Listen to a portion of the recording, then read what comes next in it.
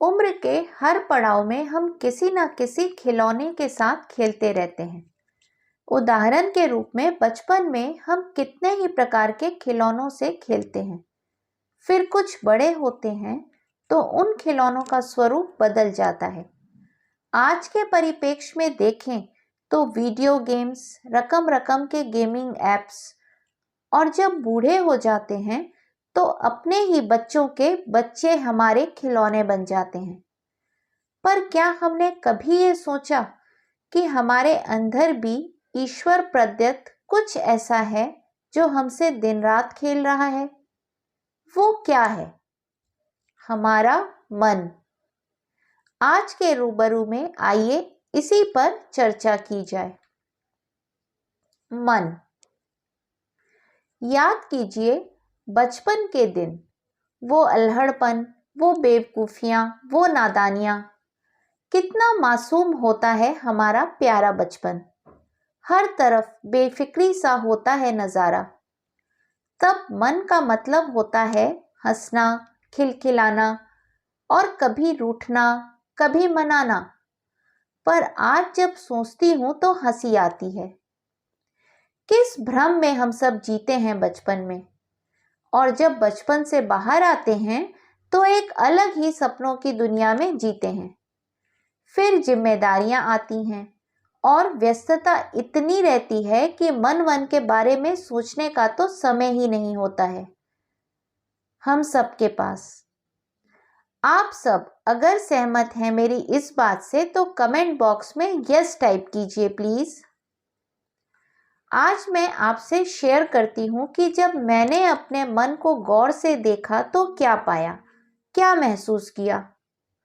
मन को कभी बहुत चंचल तो कभी बहुत उदास पाया। संसार की उधेड़ बुन से इस मन को जूझता हुआ पाया। कभी थकता, कभी हारता, फिर उठता हुआ पाया। फिर अचानक एक दिन मेरे हाथ में भगवत गीता आई।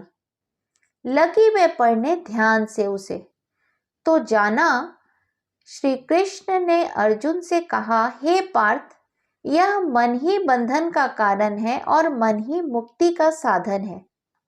पढ़ तो लिया पर उसकी गहराई को समझ न सकी। दिन बीतने लगे।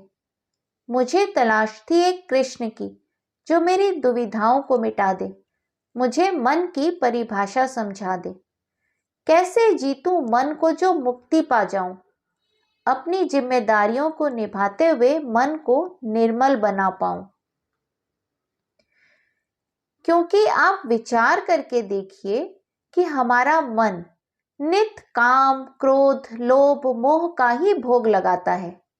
चिंतित रहता है, व्यथित रहता है, तड़पता रहता है हमारा मन। झूठ मूठ के रिश्तों में उलझा रहता है ये मन। कितना चंचल, कितना नादान, कितना पागल है ना अपना मन।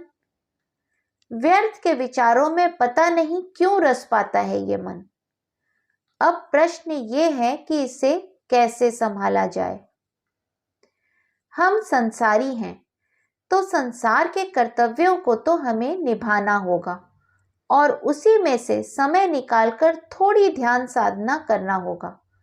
थोड़ा खुद के साथ वक्त भी बिताना होगा।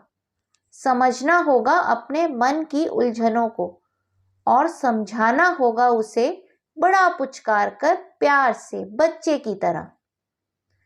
बहुत संभव है कि हमारा उदंड मन हमारा सबसे अच्छा दोस्त बन जाए और फिर उसको संभालना हमारे लिए बहुत आसान हो जाए।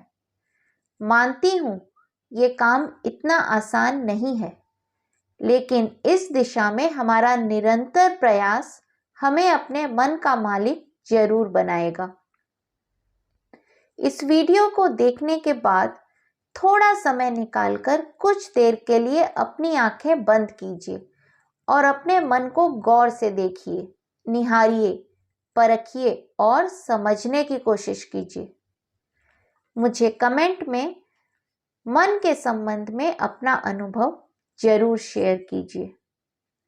हरि ओम।